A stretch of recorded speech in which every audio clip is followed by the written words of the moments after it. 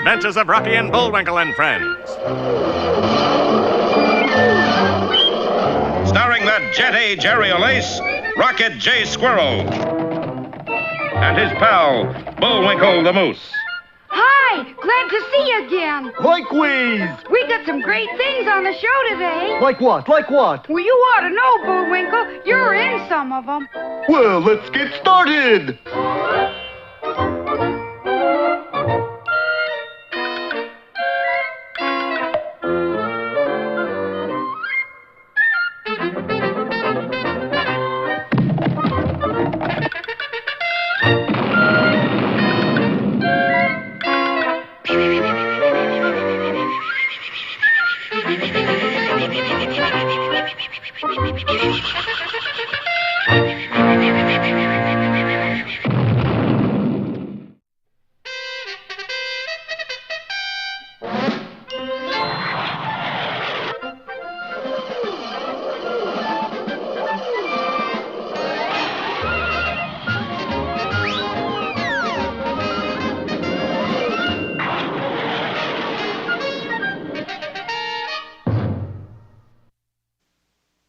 You know, things are usually pretty peaceful in Frostbite Falls, Minnesota. Most of the time, the citizens just sit around swapping yarns. You give me some red yarn, I'll give you some blue yarn. You throw in an embroidery needle, it's a deal. You're on, Calvin. Some people play endless checker games. Aren't you gonna jump me, Clarence? Jump, couldn't I just nudge you a little?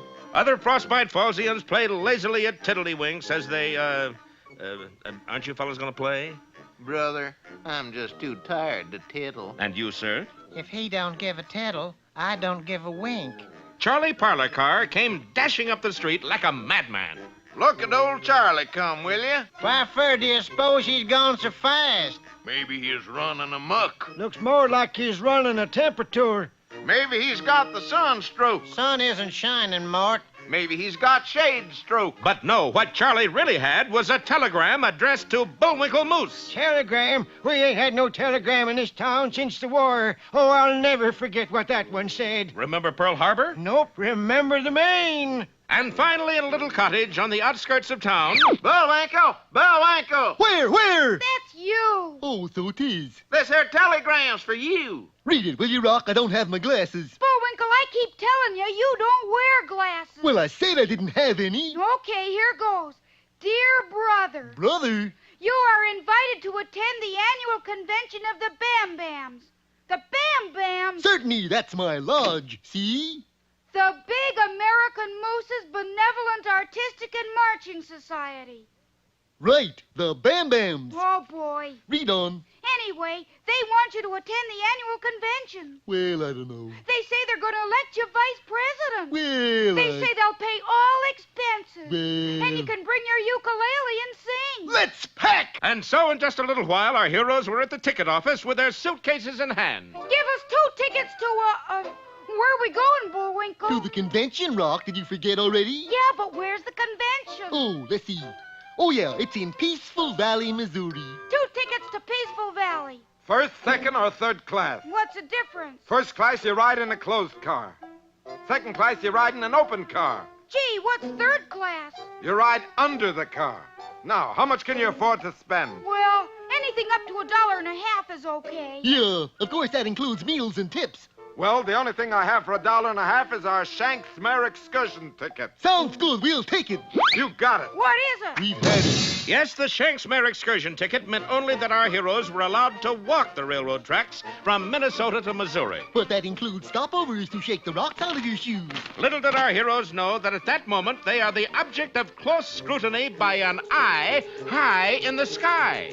Yes, an orbiting satellite is broadcasting their positions across thousands of miles to where a sinister figure waits sinisterly. Well, Georgie, are they on their way? Yes, fearless leader. Good, that completes step 1. And, Georgie, Yes? that first step is a Lulu. Well, why is this fearless leader keeping tab on our heroes? Maybe we'll find out next time. Over your dead body. And maybe we won't. But watch anyway for Landslide on the Rails or Bullwinkle covers his tracks.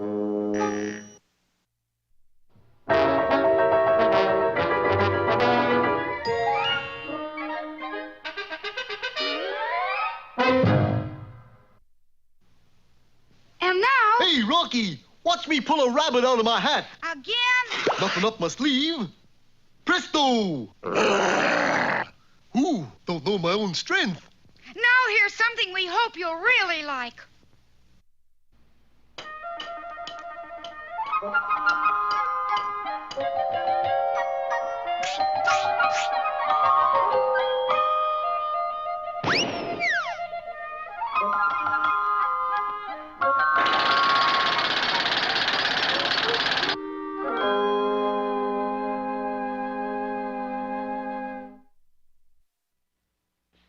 I love to play horseshoes. I bet I get a ringer the first time. Whoops. Well, I'll get it this time. Oh, but what are you trying to do, son? Oh, I'm trying to play horseshoes, Dad. Here, let me have those.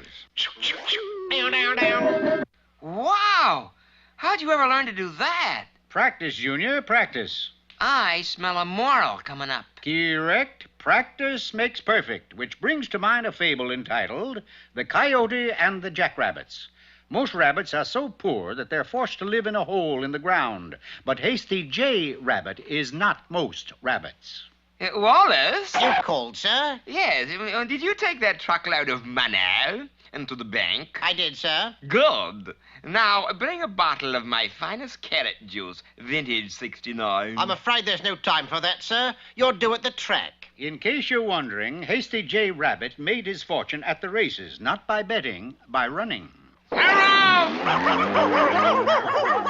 7 days a week, Hasty outran the dogs, but years of this killing pace began to take its toll. Oh, I've had it. I can't run another step.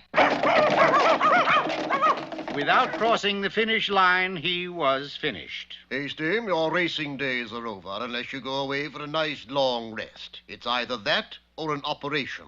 Come now, Doctor. Let's not be splitting hairs. So off they went, deciding that the peaceful quiet of the desert would be just the thing. Wallace, my carrot juice. Sorry, sir. They don't grow carrots in the desert. But they did grow coyotes, big, mean ones. I'm your next-door neighbor. Hasty considered this to be a rather strange way of greeting one's neighbor, and he became more convinced of this when, during his bath... Don't forget to wash behind the ears, neighbor. And even that night when he went to bed... Night, neighbor. This went on for 3 weeks until... The desert isn't agreeing with me, Wallace. It's that ruffian coyote, sir. He's making a nervous wreck of you. Well, we might as well pack our things and go back east. Oh, let's not be hasty. Suppose you engaged the coyote in a legitimate fight and thrashed him soundly. I'll wager he'd bother you no more. This sounded logical, so Hasty instructed his faithful servant to deliver the challenge. 'Tis done, sir. He agrees to meet you in the ring 2 weeks from today. Is that all he said? No, he told me to give you something. Then give it to me. Very well, sir. Early the next morning, training got underway. I'm afraid this is all a waste of time. I'll never be able to beat that coyote. You will with practice, sir. Just leave it to me. Now, this is called road work. When I fire this pistol, you take a brisk 5-mile jaunt. Ready? Get set. Sorry about that, sir. This time, I'll use a water pistol to start you off. Oh, good idea. On your mark, get set. Hard water.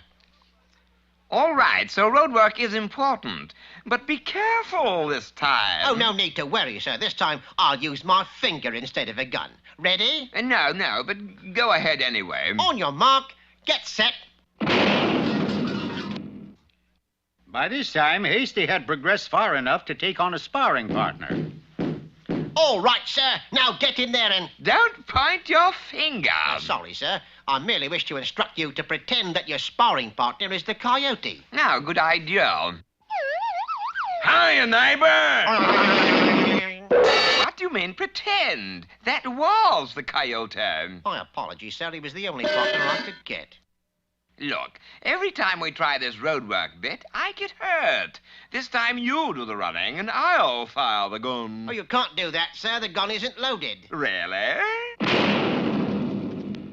You're right. It isn't loaded. Now, Their training program completed, the fateful day of the big fight arrived. I think I'm overtrained, Wallace. I can't even lift my hands. You won't have to, sir. I'll take care of everything. At the sound of the bell, the faithful servant grabbed a section of a nearby cactus, swung, and launched his master into the fray with such force that... So you see, my boy, it's quite obvious that practice makes perfect. It seems more obvious to me, Pop, that in this case, cactus makes perfect. By golly, Junior, I do believe you got the point.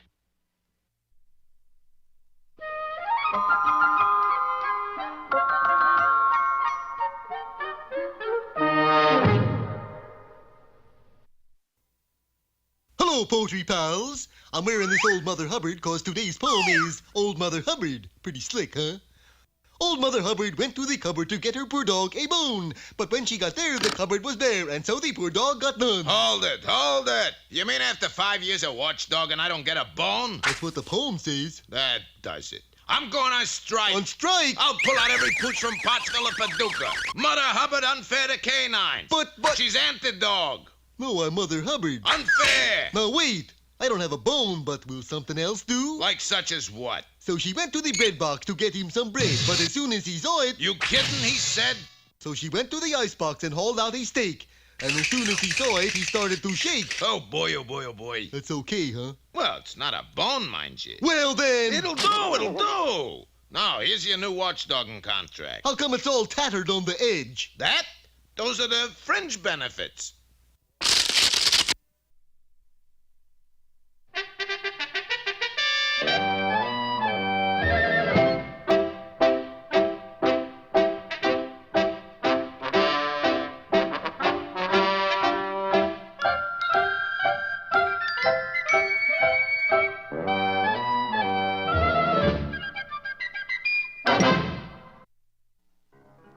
Hello again, Peabody here. Where are we going this time, Mr. Peabody? Vienna, Austria, where we'll meet that brilliant composer and virtuoso, Ludwig van Beethoven. Adjusting the Wayback Machine to the year 1799, Sherman and I were quickly on our way. In no time at all, we found ourselves in a small studio where Mr. Beethoven was hard at work. But instead of composing music, he seemed to be cooking something. May I ask, sir, just what it is you're doing? I'm baking a cake. Would you please pass the salt? I didn't know you could cook, Mr. Beethoven. I can't, but I'm learning. I'm going to become famous as the greatest cook in the world. Would you pass the pepper, please? Pepper? Golly, he'll never become a great cook if he puts pepper in a cake, Mr. Peabody. Sir, why are you cooking instead of composing? Because I can't think of anything to compose. That's why. I've been sitting here for months and I can't get an inspiration. Work, but nothing happens. So I forget the whole thing. I become a cook. Where's the mustard? We can't let him do this, Mr. Peabody.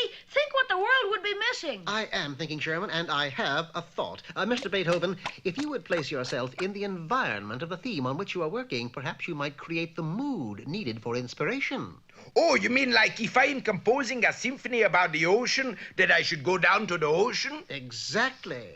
Well, that's a good idea. And so saying, Beethoven grabbed his pen and paper and excitedly dashed from the room. Good work, Mr. Peabody. As usual, you solved the problem. I'm not too sure about that. What do you mean? Well, supposing Beethoven wanted to be inspired for his 5th symphony. Gee, that's right. Where would he go? There is only one place, and if it's where I'm thinking... Come, Sherman, we must hurry. He quickly dashed through town to one of the city's busiest corners, and there, just as I had feared, sat Ludwig van Beethoven in the middle of the street. Corner of 5th and Main.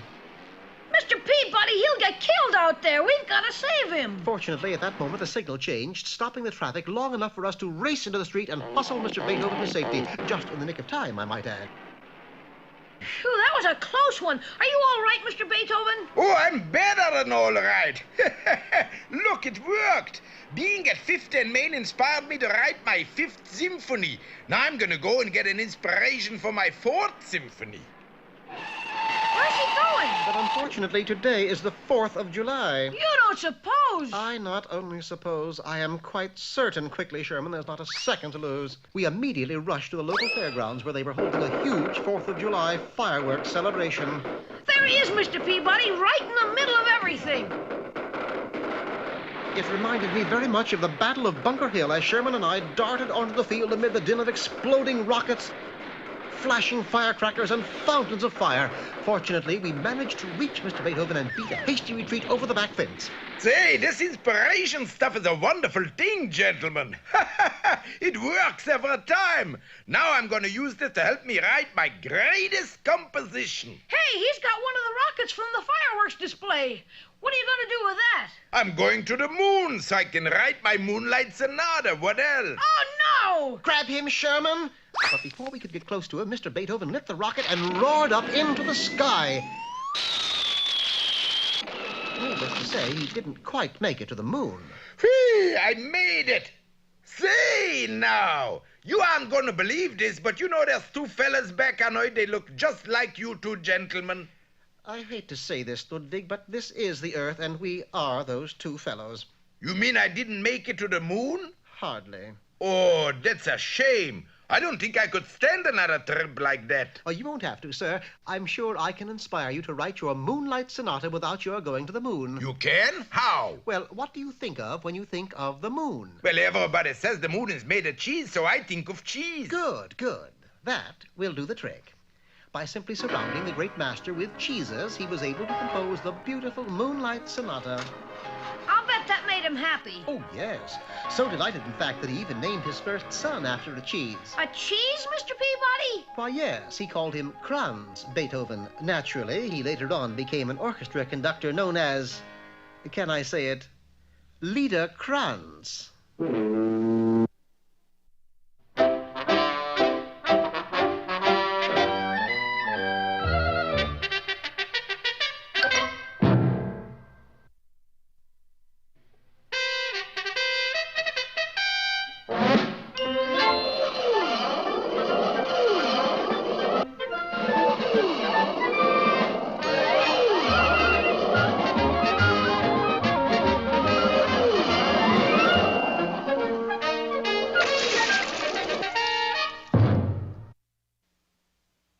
Last time, you remember, Bullwinkle was invited to attend the annual convention of the Bam Bams. The big American most benevolent artistic and marching society. Yes. Incorporated. Yes, and... Founded in 1820 on a raft in the North Woods. You mean founded in 1820? Nope, founded. The raft sank. Be that as it may... And it may. Our heroes are now traveling by rail to Peaceful Valley, Missouri, where the convention is to be held. They're going fourth class on the Frostbite Falls main line, which actually means they're walking on the railroad ties. Boy, this is sure a slow way to travel, Bullwinkle. Oh, it could be worse. How? If you go tourist class, you gotta walk in between the ties. But slow going isn't our hero's only problem, for high above them spins an orbiting satellite, an eye in the sky that is flashing their whereabouts to a sinister room thousands of miles away in Pottsylvania. All is going according to plan, fearless leader. Good, good. Now it is time for our man in Minnesota to take over.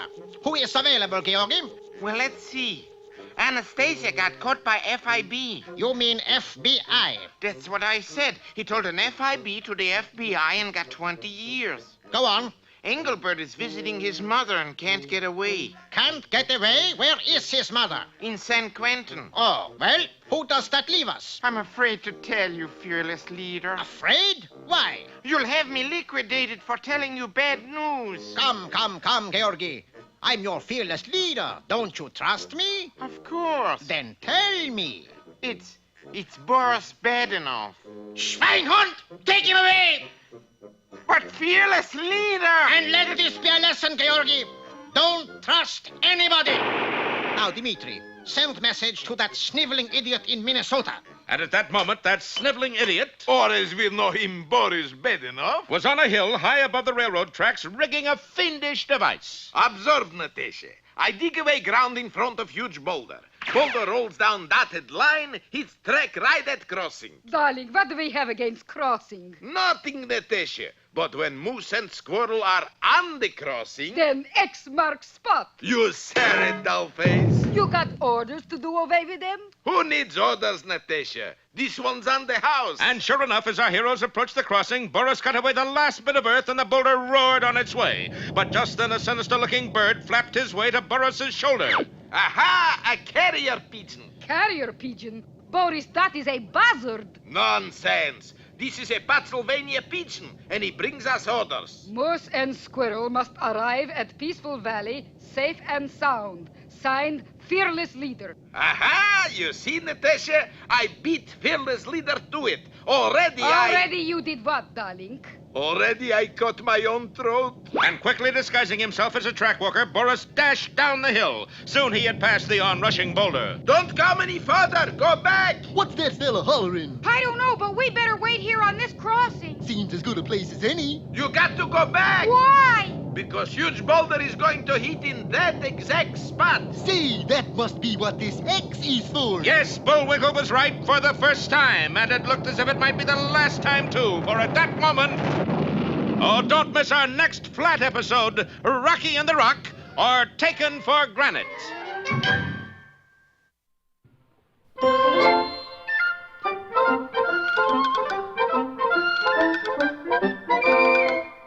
Well, I guess that about wraps up another Rocky show. Certainly hope you enjoyed it. I did. I always say... Bullwinkle, time for us to go. Already? Okay, but first, here are some of the people who made this show impossible.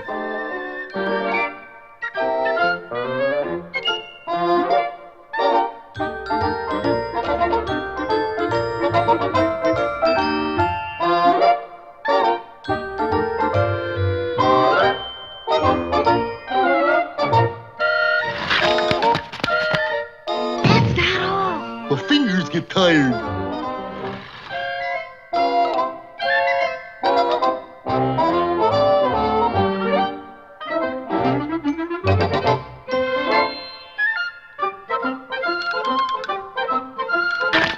Oop! Got away from me again. Well, see you next time. Ready, Bullwinkle? Hurry! Oop!